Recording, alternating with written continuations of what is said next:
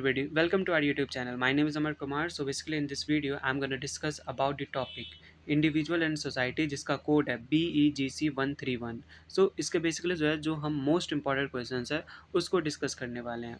So अगर आपका exam जून 2026 में है या फिर दिसंबर 2026 में है, so this video is going to be the one of the most important video right for your exam. Now अगर आप न्यू हो इस चैनल पे तो आप सब्सक्राइब कर सकते हो, बेल आइकन प्रेस कर सकते हो, यानी अगर इग्नो से रिलेटेड अगर कोई भी वीडियो आता है तो सबसे पहले नोटिफिकेशन आपके पास ही पहुंचे.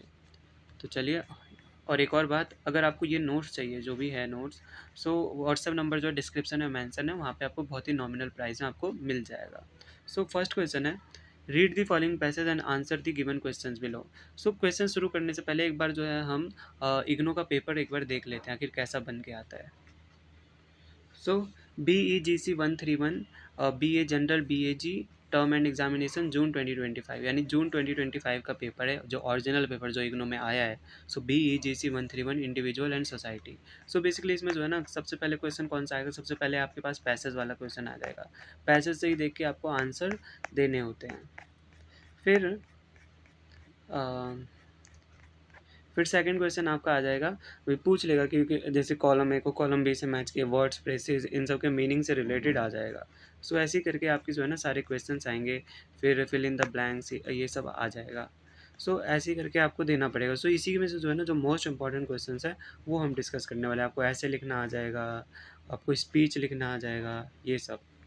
तो सबसे पहले तो आपको जो है ना पैसेज दिया जाएगा, यानी अपने पेपर में यहाँ पे तो नहीं लिखा है पैसेज, पर आपके पेपर में पैसेज दिया जाएगा, उसी का क्वेश्चन आपको सॉल्व करना है.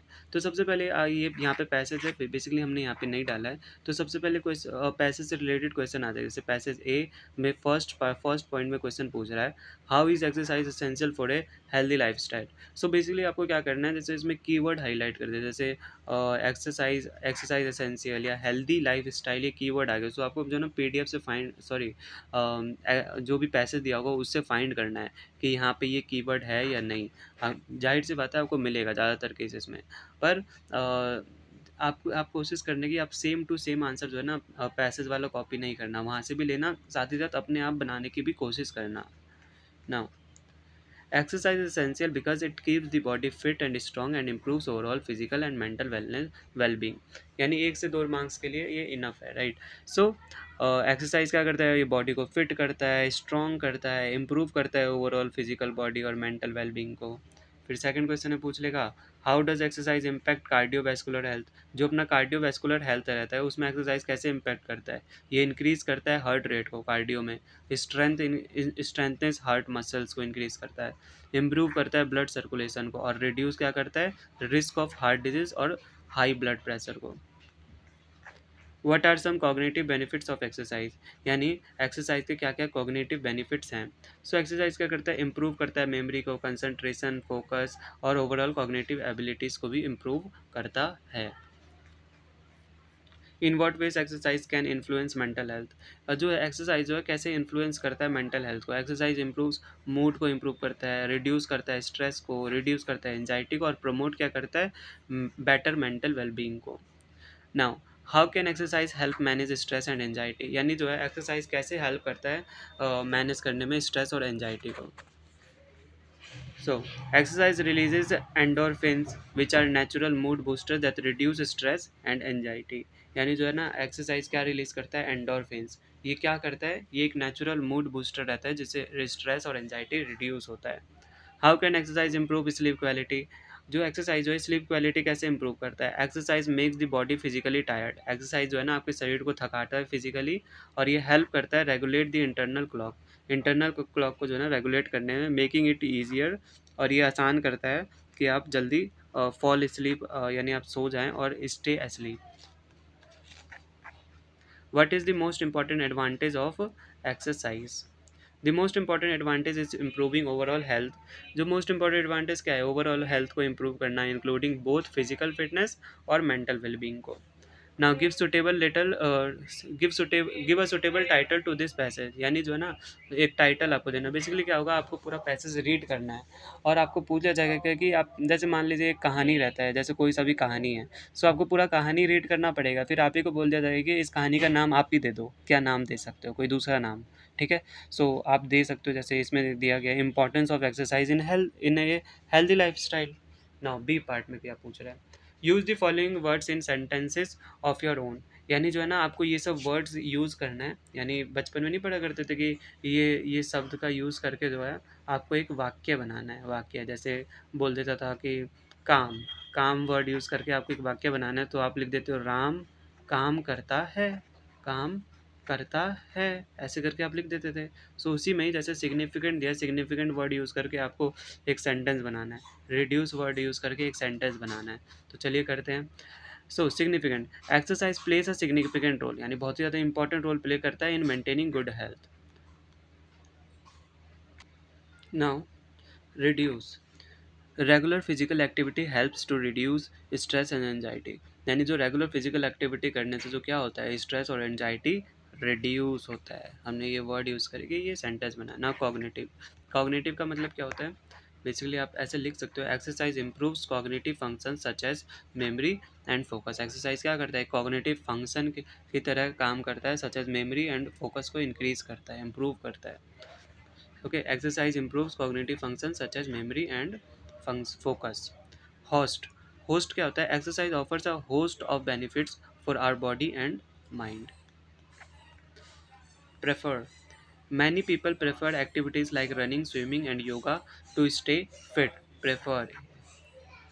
Now question 2 में क्या पूछ रहा है, match the words phrases in column A with their meaning in column B. यानी आपको जो है ना, एक कॉलम ए दिया जाएगा, एक कॉलम बी दिया जाएगा, A B C, first point, second point, third point, ऐसे करके दिया जाएगा, जिसमें जो सही मीनिंग होगा इसका आपको ऐसे मैच करना है, राइट। पर आपको सीधा सीधा लिखना है, ऐसे ए का होगा थर्ड पॉइंट, ऐसे करके आपको लिखना पड़ेगा। तो जैसे इसमें तो डायरेक्ट आंसर दिया गया है, उसी को हम डिस्कस कर लेते हैं। सो क्रोनिक, क्रोनिक का मतलब क्या होता है, लास्टिंग अ लॉन्ग टाइम। फिर अलायंस शेयर, लार्ज पोर्शन। फिर इंडिजिनस का क्या मतलब होता है, नेटिव।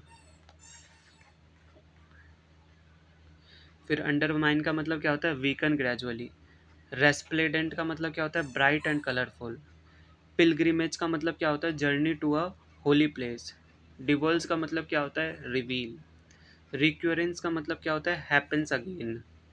कंपैशन का मतलब क्या होता है, काइंडनेस। इंश्योरमाउंटेबल का मतलब क्या होता है, which can not be overcome. Now question 3 का मतलब क्या है, fill in the blanks rewrite as directed. मतलब आपको जो है ना, ये नहीं दिया हुआ, आंसर तो नहीं दिया हुआ, ये आंसर दिया डायरेक्ट, आपको डायरेक्ट फिल ब्लैंक दिया हुआ, there dash, there dash many students present here, ऐसे करके दिया होगा। खाली ये चीज़ नहीं दिया होगा इसमें, खाली आपको ब्लैंक दे दिया होगा, आपको उसमें फिल करना है। सो क्या होगा इसका, there dash many students present here. So यहाँ पे प्लूरल की बात हो रही है, सो आर का यूज़ होगा, there are many students present hair.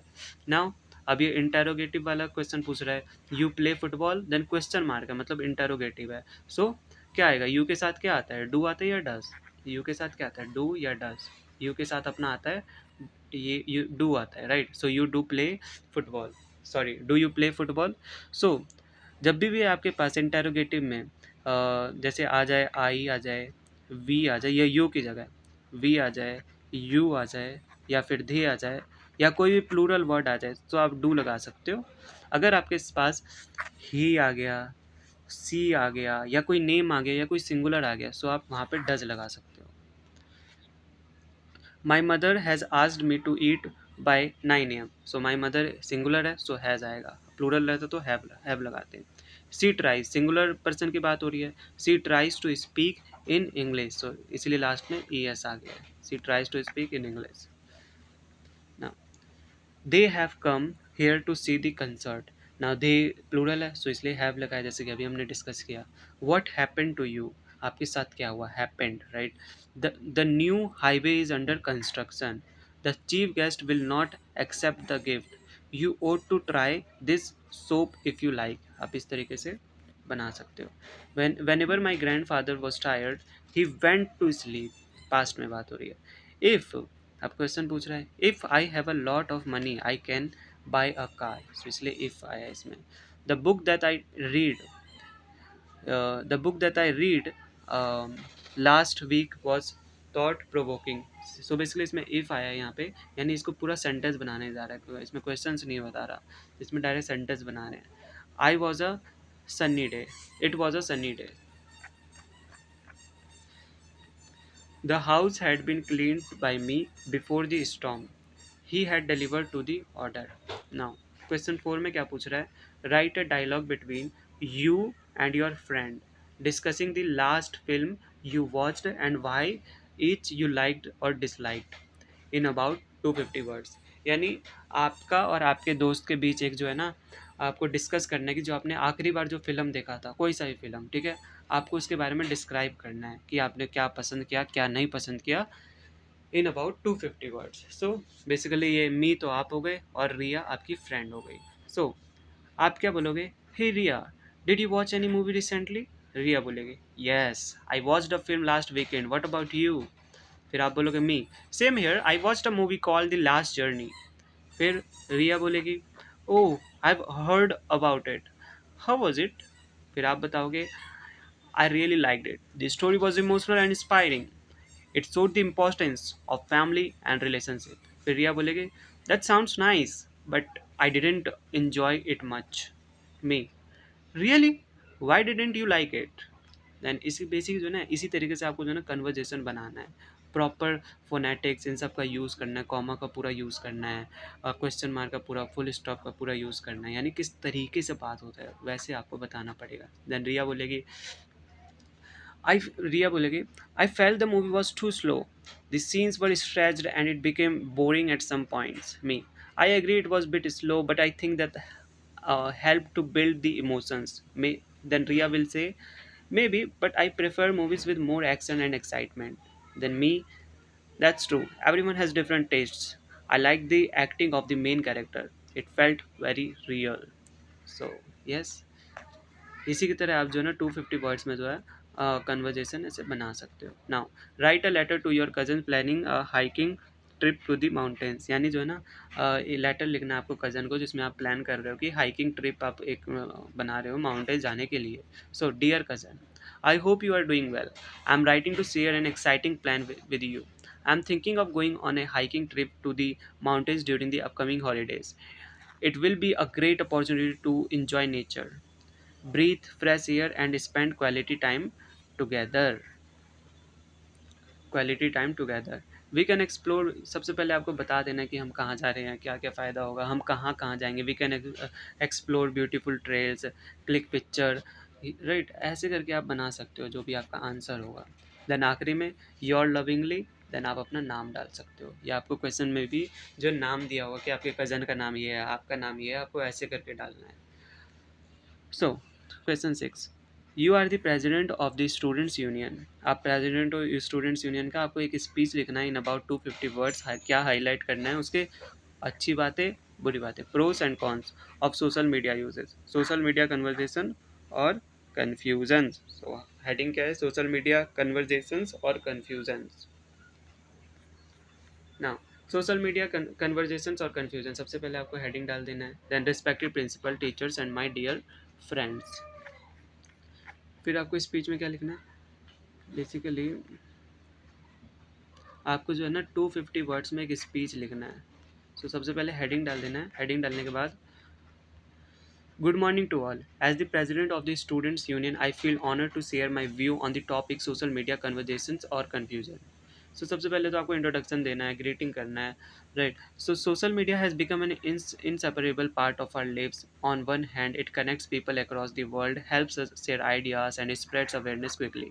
Students can learn new skills, stay updated with their with current affairs, and even express their creativity. यानी वट एवर योर थाट्स, यानी जो आपके थाट्स है जो है ना, जो अच्छी बात है, जो पॉजिटिव बात है वो लिखो, फिर उसके जो जो नेगेटिव बातें हैं वो भी लिखो इसमें। सो लास्ट में आप थैंक यू बोल सकते हैं। फिर अब आपको ऐसे लिखना है, क्वेश्चन 7 में आपको ऐसे लिखना है in about 250 words on the following topic. तो सबसे पहला टॉपिक है स्वच्छ भारत अभियान। सो स्वच्छ भारत अभियान में जो है आप बता सकते हो कि इसमें क्या क्या हुआ था, इसमें कौन कौन से क्लीननेस कैंपेन चलाए गए थे, गांधी जी का क्या रोल था, right. So Swachh Bharat Abhiyan is one of the most significant cleanliness campaign launched in India. It was initiated on 2nd October 2014 with the aim of making India clean, green, and free from open defecation, यानी गांधी जी के birth वाले day, that means 2014 2 October 2020, sorry 2014 birth वाले दिन नहीं, उनके birth day पर, यानी 2014 में, राइट। सो जो जब उनका 2 अक्टूबर को जो बर्थडे था, तो उसी टाइम से शुरू किया हो गया था स्वच्छ भारत अभियान।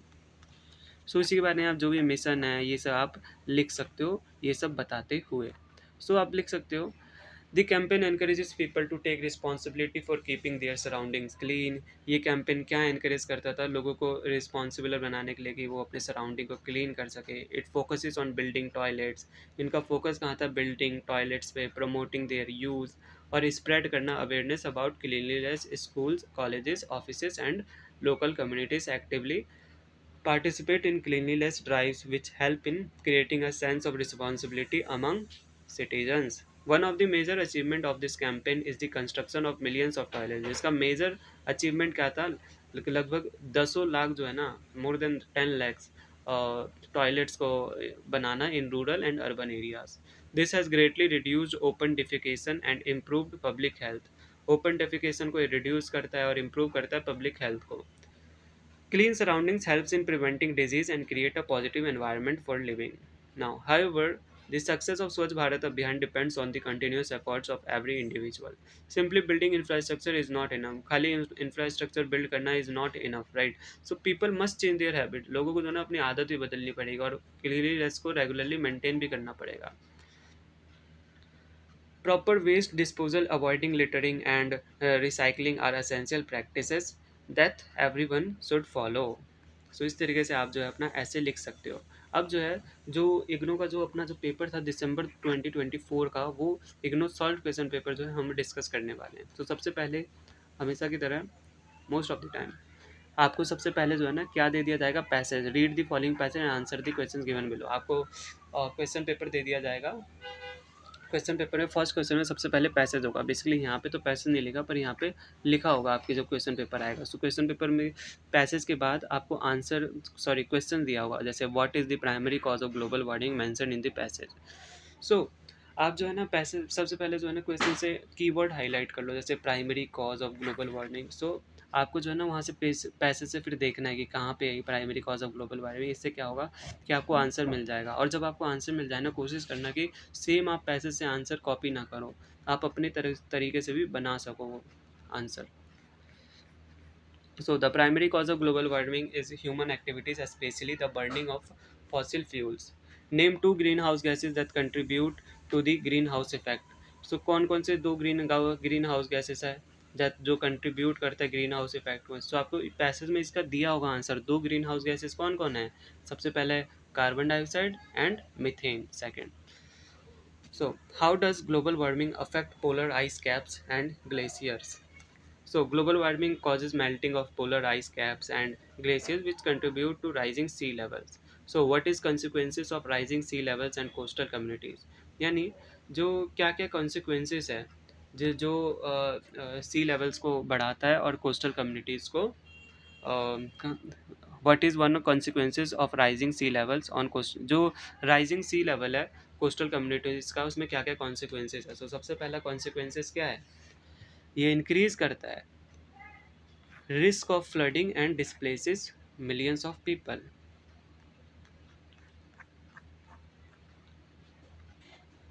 How does global warming impact weather patterns? यानी ग्लोबल वार्मिंग जो है कैसे इम्पैक्ट करता है जो भी वेदर पैटर्न होता है, right. So it alerts weather patterns, यानी जो भी मौसम रहता है उनको अलर्ट करता है, resulting in extreme events like hurricanes में, ड्रॉट्स में और हीट वेव्स में। क्या दो स्ट्रेटेजी है जो मेंशन है reducing green house gas emissions में। जो ग्रीन हाउस गैस एमिशंस रहता है उसमें क्या क्या दो स्ट्रेटेजीज जो है यूज की हुई है वो हमें बताना है। सो टू स्ट्रेटेजीज आर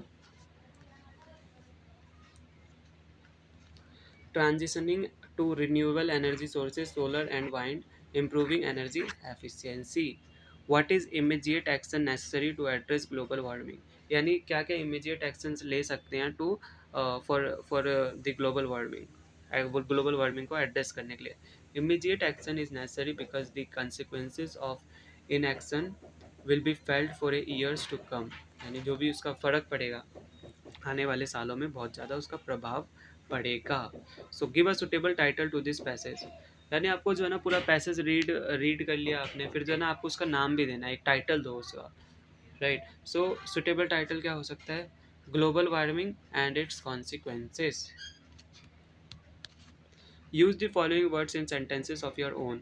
जो है ना आपको जो है ना ये सब वर्ड दिया जाए, जैसे बचपन में, जैसे मैंने अभी आपको इसी वीडियो में बताया था, जैसे आपको वाक्य बनाना होगा, राइट। सो ग्रेजुअल, ग्रेजुअल से आप क्या एक सेंटेंस बना सकते हो? There is a gradual increase in earth's temperature. Then disrupt, extreme weather events can disrupt ecosystem. Vulnerable, coral reefs are vulnerable to rising temperatures. Crucial, जरूरी, it is crucial to reduce greenhouse gas emissions. Implement, लागू करना, governments must implement solutions to protect the planet. Now अब आपको जो है ना words दे दिया जाएगा कॉलम में, जैसे कि मैंने अभी आपको थोड़ी देर पहले बताया था, ऐसे कॉलम दे दिया जाएगा जिसमें आपको first part, second part, third part, A B C D, जो जैसे जो है ना, जो आपको सेम, जो मीनिंग जिसमें आपको सेम लगे दोनों वर्ड्स का, उसे आपको मैच करना है ऐसे करके। पर आप डायरेक्टली जैसे ए है सो फर्स्ट पार्ट में ऐसे आप बता सकते हो, या फिर फर्स्ट पार्ट में ए है ऐसे करके बता सकते हो। सो सबसे पहला है hike, hike a long walk specially in the country side. Transformation यानी चेंज। फिनोमिनन यानी एन अनयूजुअल थिंग और हैपनिंग। एलिमेंट्स यानी डिजीज। सरपास्ड यानी एक्सीडेड। क्लासिकल यानी related to traditional style of a country. Erstwhile यानी इन अर्लियर टाइम्स। ऑर्थोडॉक्स यानी conservative.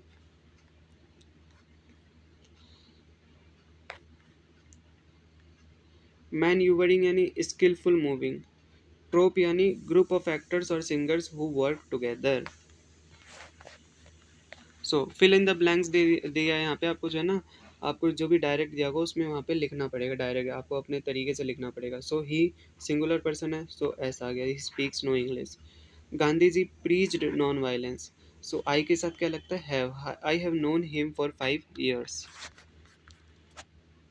So can I make the payment with my credit card? So can आएगा यहाँ पे। Then the exciting news of the fest spread fast. No one will speak except the chief guest. Why do you like Delhi? So इसमें जो है interrogative sentence पूछा जा रहा है। Where have you been all day? Who asked you to be in the hall? Continue with the assigned work. All students must write their roll numbers. If you stop making, if you stop smoking, you will feel healthier। यानी जो है ना आपको ये सारे sentence जो है ना अपने तरीके से बनाने हैं, कहाँ पे क्या वर्ड यूज होगा। If the doctor visits tomorrow, he will examine you. This playground will be inaugurated by the governor tomorrow. My father built this house. Now question third हो गया। नाउ क्वेश्चन फोर्थ में क्या पूछ रहा है? You and your friend are planning to visit the national museum. यानी आप और आपका दोस्त जो है क्या प्लान कर रहे हैं? नेशनल म्यूजियम जाने का। सो आप दोनों को जो है ना क्या करना है, डायलॉग लिखना है दोनों फ्रेंड के बीच इन अबाउट 250 वर्ड, डिस्कसिंग, इन सब के बारे में डिस्कस करते हुए। सो कैसे? सो आप बेसिकली रिया और अमन, इन दोनों के बीच बात होगी, ये दोनों फ्रेंड्स हैं। तो चलिए शुरू करते हैं। सो बेसिकली रिया क्या बोलेगी? Hey, have you heard about the national museum? क्या तुमने नेशनल म्यूजियम के बारे में सुना है? I was thinking we should visit it this weekend. मैं सोच रही हूँ कि मैं सोच रही हूँ क्या हमें जो है ना इस वीकेंड जाना चाहिए। Aman, that sounds like a great idea. ये तो बड़ा ही अच्छा लग रहा है, ग्रेट आइडिया के जैसे। I have always wanted to explore it. मैं हमेशा से वहाँ जो है ना जाना चाहता था। What's special there? वहाँ पे आखिर ऐसा स्पेशल है क्या?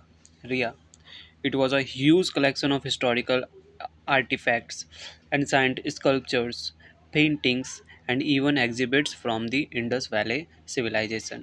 वहाँ पे बहुत ही बड़ा कलेक्शन है किस किस चीज़ का? हिस्टोरिकल आर्टिफैक्ट्स का, एंसाइंट स्कल्पचर्स का, पेंटिंग्स का, और exhibits from the Indus Valley civilisation का। Aman, wow, that sounds interesting. It will be a good learning experience too. When should we go? यानी अमन बोलेगा, ये तो बहुत ही ज़्यादा इंटरेस्टिंग साउंड कर रहा है, और it will be a good learning experience, और इससे जो है बहुत ही ज़्यादा हमें सीखने को भी मिलेगा, एक्सपीरियंस मिलेगा too. We should when should we go? हमें कब जाना चाहिए? Riya, how about Saturday morning? शनिवार की सुबह कैसा रहेगा? It will be less crowded, वहाँ पे क्राउड कम होगा, भीड़ कम होगा, and we will have enough time to explore everything, और हमारे पास बहुत इनफ टाइम रहेगा सब कुछ एक्सप्लोर करने के लिए। Aman, perfect. What about tickets? ठीक है, टिकट्स का क्या करना है? Do we need to book in advance? क्या हमें एडवांस से बुक कर देना चाहिए? Riya, I think we can buy them at the entrance, यानी हमें जो है ना वहीं पर जो है ना जब एंट्री करेंगे तभी खरीद लेना चाहिए। But booking online might save time, पर जो अगर हम ऑनलाइन अगर बुक करते हैं तो हमारा समय बचेगा। आई विल चेक दैट, मैं चेक करूँगी। Aman, good idea. Also should we carry anything? अच्छा आइडिया है, क्या हमें भी कुछ साथ में ले जाना चाहिए?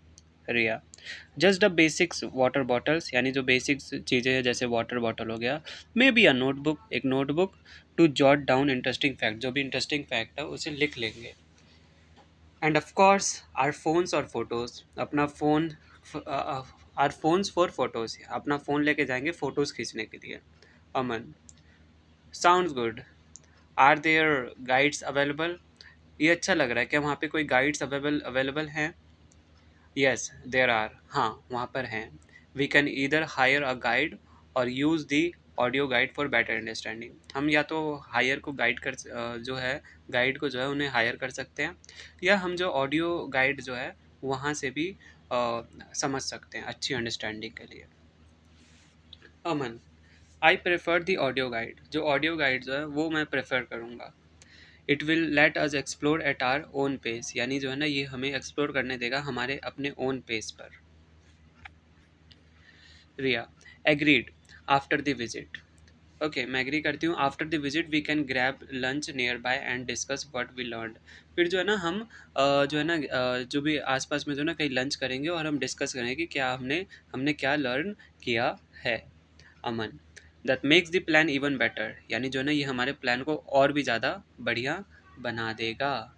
Right, so I am really excited now, अब मैं बहुत ही ज़्यादा एक्साइटेड हूँ। Riya, me too. Let's finalize everything by Friday and make it a memorable trip. चलो इसे फाइनल करते हैं शुक्रवार तक, और इसे हम जो है एक one of the memorable trip बनाएंगे। हमें and make it a memorable trip, हम इसे जो है मेमोरेबल ट्रिप बनाएंगे। Trip, right. So so yes, now अब हम बढ़ते हैं अब अपने क्वेश्चन 5 में। क्वेश्चन 5 में पूछ रहा है, write a letter to your friend informing about a blood donation camp in your residential area. यानी आपको अपना लेटर लिखना है अपने फ्रेंड को, क्या इन्फॉर्म करते हुए कि ब्लड डोनेशन कैंप शुरू हो रहा है अपने रेजिडेंशियल एरिया पे। सो सबसे पहले आप सब्जेक्ट लिखोगे blood donation camp in my area, फिर dear friend. I hope you are doing well. I'm writing to inform you about a blood donation camp being organized in my residential area this Sunday. यानी मैं जो है ना मैं उम्मीद करता हूँ कि तुम सही होगे। मैं ये इसलिए लिख रहा हूँ ये लेटर कि तुम ब्लड डोनेशन कैंप जो ऑर्गेनाइज हो रहा है हमारे संडे को हमारे एरिया में, तुम्हें इन्फॉर्म करते हुए कि वहाँ पे हो रहा है। This camp is being conducted by A reputed hospital. ये जो ना रेप्यूटेड हॉस्पिटल जो है उनसे उन वो कंडक्ट करा रहे हैं अलंग विद लोकल वॉल्टियर के साथ मिलके, टू हेल्प पेशेंट, यानी पेशेंट को हेल्प कराया जा सके in urgent need of blood. That event will start at, ये इवेंट जो है 9 बजे सुबह से शुरू होगा और कंटिन्यू रहेगा 3 बजे के दोपहर तक, at the community hall near my house, community hall में जो कि मेरे घर के बगल में है। Proper medical facilities and experience doctor will be present to ensure safety and hygiene. वहाँ पर प्रॉपर मेडिकल फैसिलिटीज़ होगा और एक्सपीरियंस डॉक्टर भी वहाँ पे प्रेजेंट होंगे जो क्या इंश्योर करेंगे, सेफ्टी और हाइजीन को। Refreshment will also be provided to all donors, जो रिफ्रेशमेंट जो है ना वो सारे डोनर्स को भी प्रोवाइड किया जाएगा। I think this is a great opportunity, मेरे ख्याल से ये बहुत ही ज़्यादा ग्रेट अपॉर्चुनिटी है for us to contribute to society, हम सोसाइटी में कुछ कंट्रीब्यूट कर सकें एंड हेल्प सेव लिव्स, और लाइफ्स को हम बचा सकें। Donating blood is a noble act and even a single donation can make a big difference. यानी ब्लड डोनेशन जो है ना एक नोबल एक्ट है, और एवरी सिंगल डोनेशन जो है क्या करता है, एक बड़ा डिफरेंस क्रिएट करता है। I would be really happy if you could join me for this cause. मैं बहुत ज़्यादा खुश होऊंगा कि अगर तुम इसे ज्वाइन कर सको फॉर दिस कॉज।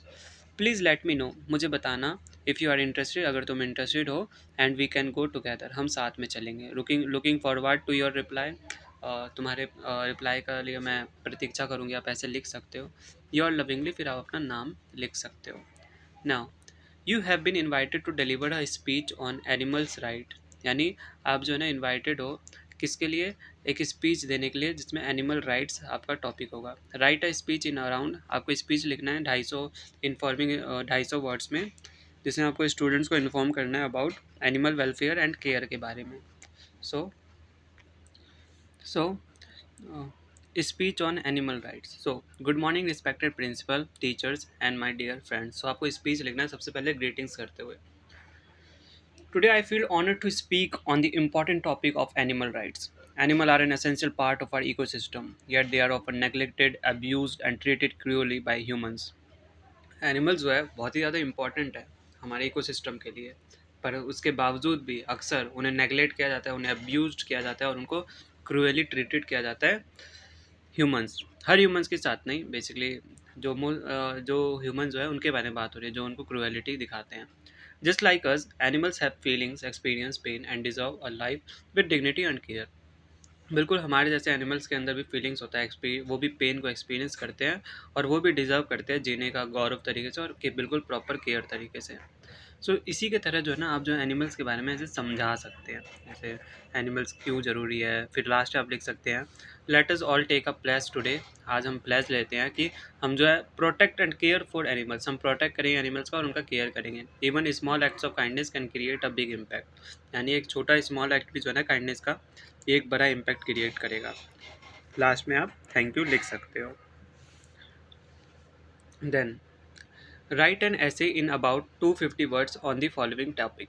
आपको जो है ना एक टॉपिक दिया जाएगा, उन पे एटलीस्ट 250 वर्ड्स में जो है ना ऐसे लिखना है। सबसे पहले फोक म्यूजिक ऑफ इंडिया। इसके ऊपर आपको ऐसे लिखना है, जो फोक म्यूजिक है इंडिया का उसके बारे में आपको बताते हुए ऐसे लिखना है। So India is a land of rich cultural diversity and its folk music is a true reflection of its tradition. जो इंडिया जो है ना एक लैंड है जो रिच कल्चरल डाइवर्सिटी, इसमें बहुत ही सारे कल्चर यानी अलग अलग कल्चर डाइवर्सिटी के लोग पाए जाएंगे। इसमें folk music true reflection traditions और कस्टम्स को बताता है in everyday life. Folk music is the most folk music is the music of the common people. ये कॉमन पीपल का म्यूजिक होता है, pass down orally from one generation to another. यानी एक पीढ़ी से दूसरी पीढ़ी तक ये पास करते जाते हैं। It is deeply rooted in regional culture and varies from state to state. ये डीपली रूटेड होता है रीजनल कल्चर में, और बदलते रहता है state to state. Each religion of India has its own unique style.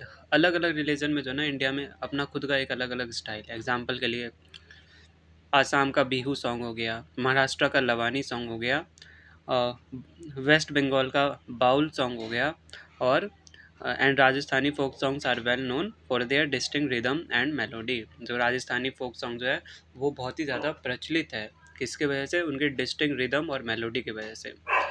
These songs are often associated with festivals, seasons and weddings and agriculture activities. ये song किस किस से एसोसिएटेड है, फेस्टिवल से, सीजन से, वेडिंग से एंड एग्रीकल्चर एक्टिविटीज़ से। इसी की तरह जो भी फोक म्यूजिक, जो भी आपका थॉट्स होगा इसमें, कि ऐसा नहीं कि आपको एग्जाम में ये फोक म्यूजिक पूछ रहा है, पूछ भी सकता है। ज़्यादातर चांसेस है ये ऑलरेडी पूछा जा सकता है, कोई दूसरा आपसे पूछे। तो इसी तरह आप बना के लिख सकते हो। आप एट द एंड जो है ना कंक्लूजन भी लिखो, ठीक है। In conclusion, folk music of India is not just a form of entertainment. Folk music जो है ना इंडिया में केवल एंटरटेनमेंट के लिए नहीं है, but a living tradition that connects people to their roots. ये एक लिविंग ट्रेडिशन है जो पीपल को जो है ना रूट से, अपने जड़ से, अपने जो ट्रेडिशन जो है उससे कनेक्ट करता है। It plays a vital role in maintaining cultural identity. ये जो है ना एक बहुत ही बड़ा रोल प्ले करता है किसमें, कल्चरल आइडेंटिटी को मेंटेन करने में। And should be cherished and promoted for future generation. और ये चेरिश किया जाए और फ्यूचर जनरेशन्स को प्रमोट किया जाए। इसी के साथ गाइज अपना ये ख़त्म होता है। हमने बेसिकली मोस्ट इंपॉर्टेंट क्वेश्चन जो भी है डिस्कस किया है, BEGC 131 individual and society. So basically guys, अगर आपको ये वीडियोस पसंद आया है तो आप कमेंट करके बता सकते हैं कि आपका क्या फीडबैक रहा। सो तब तक के लिए all the best for your exam. मिलते हैं किसी और नई वीडियो में, तब तक के लिए बाय बाय, टेक केयर।